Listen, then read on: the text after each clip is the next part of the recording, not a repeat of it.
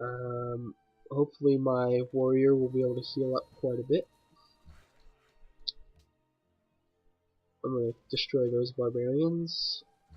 Oh, there's two barbarians. One of them only has a little bit of health, so that's okay. I'm going to leave my warriors in my city because they'll be more defended, and I don't want to risk losing them. Well, these are my shock guys. I'm going to put them on the plates. That way they're not going to be losing any kind of attacking bonuses. Okay, and hopefully these barbarians decide to attack Rome and just get stomped. We'll see what happens. Oh no, they're going. I don't know what they're doing. Should I kill? I'll go for these guys. These guys are so weak, I don't think my regular warriors will have too big of a problem with it.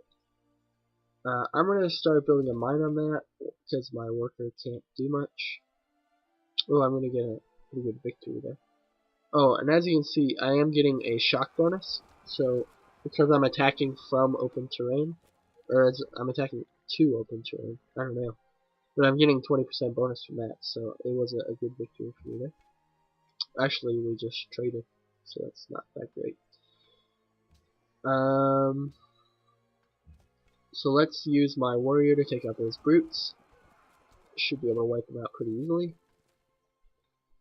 And I'll have to wait till next turn to take out that one, but that's okay.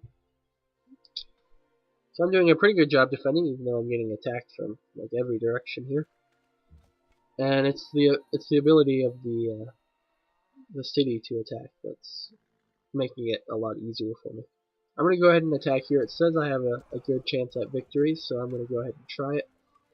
And it looks like I get it. And I received 25 gold, so that's good. And next time I'm going to get those ruins, so big benefits for me. Hopefully I'll be able to take out this warrior with just my city just takes out that warrior, so that's good. Send my warriors back to my capital so they can heal up. Actually, never mind. I need to put them down here on my mine, so these barbarians over here are not going to be able to harass my workers. And I believe these are the rough ones. Yeah, these are the rough ones, so they'll be able to take out those barbarians pretty easily. So let's go on to the next turn here. Oh, I already told you to build a mine. So it says 4 turns for the mine, so hopefully it won't take too long. And once I get the gold to my capital, it'll increase my happiness. So that'll be nice. Oh, I didn't see that thing. I just got attacked by this barbarian triune. That sucks. My warrior is probably going to die next turn. I probably should have moved him away. So that ruin was pretty worthless. It just gave me a map of the ocean. Okay. Located a lot of fish. So this would be a pretty good location for a city later on. It'll get a lot of food from the fish. So yeah, I'll probably do that. As I expand further down south, I'll be able to get that. Build a mine. Don't stop because there's barbarians. Hopefully my archer finishes soon so I can leave my barbarians on this gold mine. Because it's always good to defend your natural resources. Yeah, there goes my warrior, so I'm going to have to build a scout for sure. Okay, so as you can see, I'm not getting the rough bonus when I attack these guys. So that's probably because you have to be attacking units that are already on rough and not attacking from rough. So that's a good thing to know. But if you're on the square, you're going to get defensive bonuses for being on rough terrain. So yeah. So that's a good thing to know. And we'll have to keep that in mind for all of our units as we promote them. So the mine is almost completed, and I'm about to get the wheels. Hopefully they finish around the same time so I can build the road pretty quick.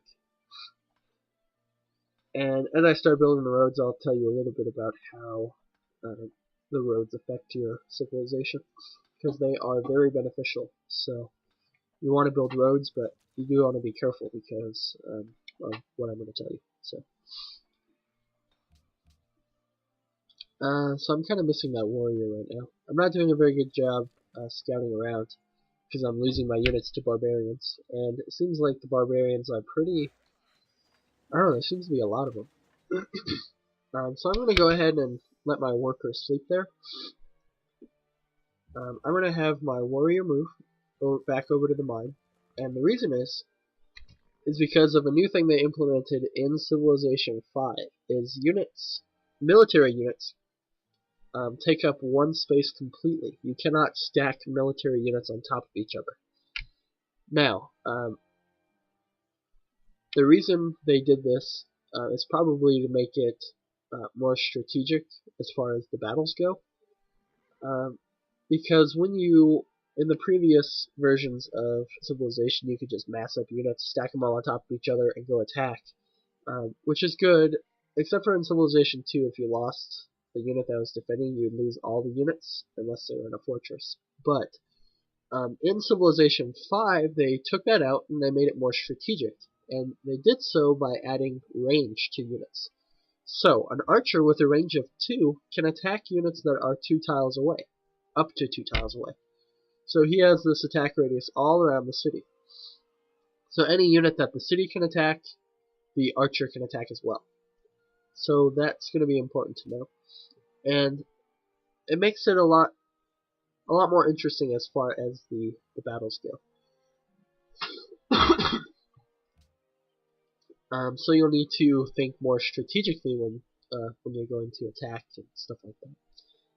Now, so the archer finished, so I'm going to build a scout in my city now, so I can try to finish scouting around my land, but the barbarians are so aggressive and so plentiful this round, it's going to be tough. So I researched the wheel, so I'm going to be able to build a road, and this is one of my favorite things, Route 2, so I can build a road directly to Rome and only have to click once, which is nice. Now the way roads work is they'll be able to connect your cities with trade routes, which will help boost your economy. It can share resources between the cities, and it can bring resources to your city. For example, I have to build a road to Rome before I can get the happiness from the gold, I believe. Well, that's not true. I'm getting happiness from the gold already. But if I want to get the gold to other cities, I need to have it connected by a road. And that becomes extremely important when it comes to strategic resources such as horses or iron or oil. Because only the city that is connected to that strategic resource is going to be able to build with that strategic resource. Now, roads also provide movement bonuses to your units. So, a unit walking on a road can move a lot further in one turn than a unit walking on regular flat terrain, or even and roads provide those bonuses through forests and hills as well. Okay, and mountains in this game are impassable, just like in Civ 4, and I believe Civ 3 as well, but I'm not sure. It's been forever since I played Civ 3, and I wasn't really a fan of that because I don't know, slavery thing is kind of, I don't know, anyway.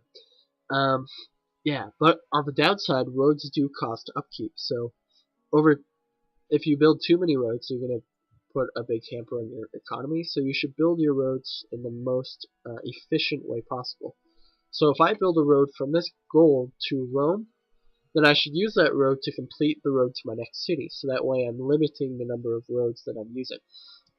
So if I'm going to be building my next city, I should probably follow the path of this road and try to maybe build it down here on this, maybe in this desert, because cities pretty much always produce the same amount of stuff, no matter what tile they're on. So I can build it on this desert, and I can use this road from the gold to get to it. Okay, and likewise, I can expand up this way as I use a road to connect to the wheat and to the horses, and I can use this gold as a kind of fork and expand down this way as well. So down here by the cattle, and by the spices and the horses and the wheat, and then even further down here by all this fish and deer down there. So that's one thing to keep in mind when you're building your roads, is you got to be fairly careful as far as the upkeep goes. But usually it's so minimal that it's counterbalanced by the amount of trade that you get out of it. So I'm going to go ahead and continue my next research. I'm going to go for let's see. I guess I'll go for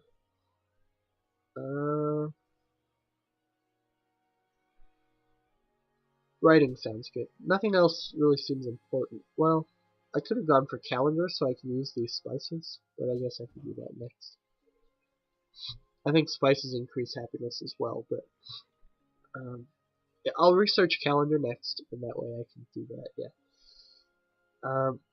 So after this scout completes, I'm gonna build one more military unit, and then I'm gonna go try to take out this barbarian encampment, and I'm gonna go try to expand on that desert over there. So I'm gonna build a military unit, and then I'm gonna build a settler, and I'm gonna go try to settle over here on this desert, so that I can